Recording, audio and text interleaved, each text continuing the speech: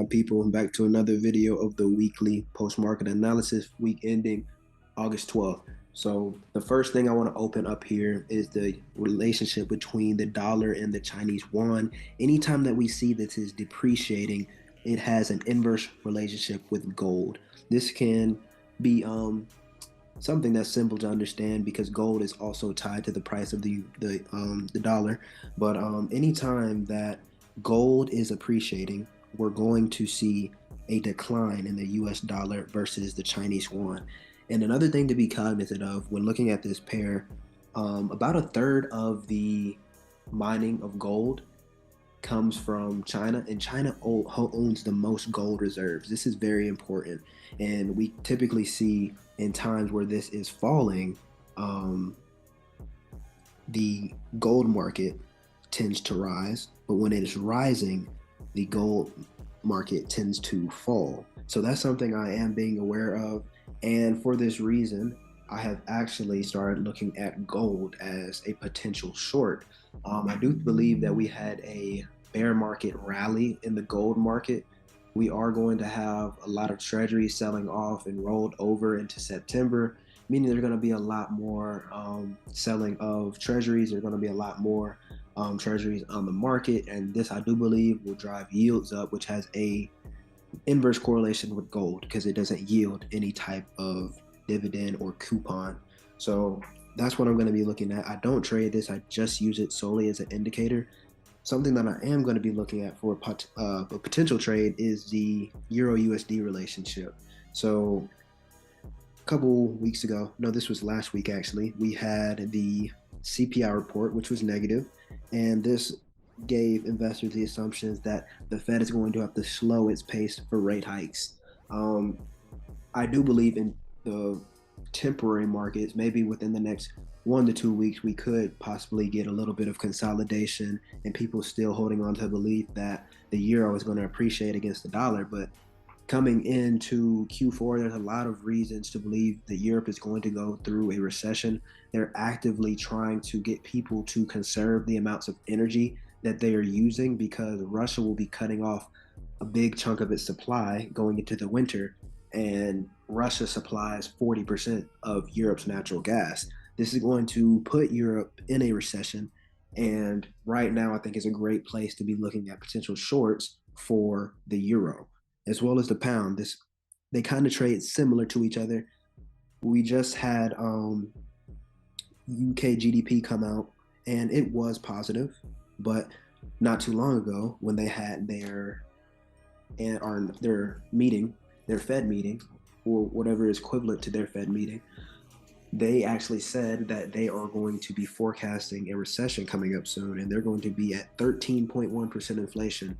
This gives me all the reason to believe that as that is coming to existence, people are going to be flocking to safer assets. People are going to be flocking from the pound, which is generally a risk on asset, into something that is safer. So I do want to look at my green list. This is going to be outlaying the things that I'm looking to buy within the next couple of weeks or potentially already in, an engagement with now. One of them being gold, or one of them being oil. Oil is something that I believe has hit a bottom.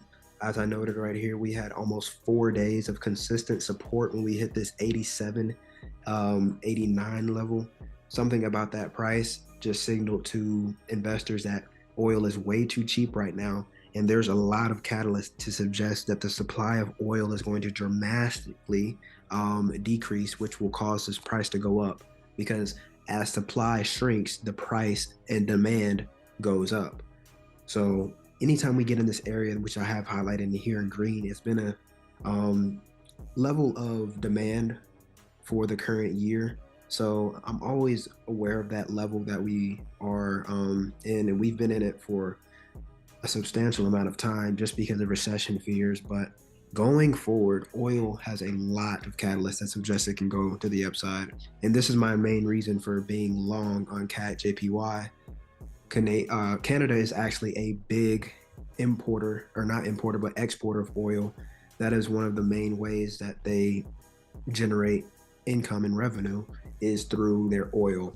And currently in this trade, I did get in once this candlestick right here, once it got above the high of the previous candle, I entered, and I'm going to be looking for areas to add on to this trade. I have one highlighted right here at the 104.27 level. Other than that, I'm also looking at the dollar yen, and looking at this pair, I've already highlighted some of the reasons why I'm bullish on the dollar. Another one being, I do think that since the oil market is going to increase, inflation is going to increase. And when inflation increases, they have to increase the strength of rate hikes and increase the frequency. Because of that, I'm forecasting that we're going to have rate hike increases in Q4, and this is what is going to lead to more people flocking into the dollar because yields will rise, stocks will fall, and safety will be a primary concern for investors. So if I can get a pullback to this area, or even better, this area, I'm gonna go in and start making a couple of positions, and then I would love to add once we cross this level that I have marked out right here. Other than that, just looking at potential indicators. Like I said, I do have a negative outlook on gold. If I didn't mention before, a third of the gold owned in the world is in Asia or in China, and I am expecting the Chinese dollar or the Chinese yuan to decline within the next couple of weeks, and this is going to give room for a fall in gold prices. I think gold prices we're experiencing a bear market rally, and going forward with treasuries coming onto the market next month because of the bond rollover, I think treasuries are going to rise, and that always has a negative impact on gold. Other speculative assets like Bitcoin and NASDAQ are moving very similarly. Bitcoin is damn near a tech stock now, and they trade very, very similarly. If I was to compare the two, they're going to be white on rice. Yeah, so as you can see, anytime the NASDAQ is rising, so is Bitcoin. Anytime it's falling, so is Bitcoin. And I'm going to be expecting that in the future. Also, we can look at the VIX market to see that we have a lot of comfortability within these markets. We're almost at the low of the year in terms of the volatility index, which was at 1866. This was back in April, and we're getting close to that level of comfort that we had at that level. But as you see, what happened right there, once we got to that level, it shot up to the upside. And when this shoots up, your stocks are going to be going down. Volatility is just measuring how many trades are being executed within the market in a given day. And people are more likely to be executing a massive load of trades when they're selling. They're trying to get out of certain positions. Fear is way stronger than greed, and that's something that I do want to leave you all with. So I'll be updating you periodically, always going to be here, being consistent and trying to drop any types of jewels that I can. I have started doing something I'm going to be calling a weekly outlook. Well, I'll just verbalize everything that I'm saying in this video, go into a little bit more detail, and try to send relevant information your way, and answer any potential questions that I may get in the comments. So with that being said, good luck trading.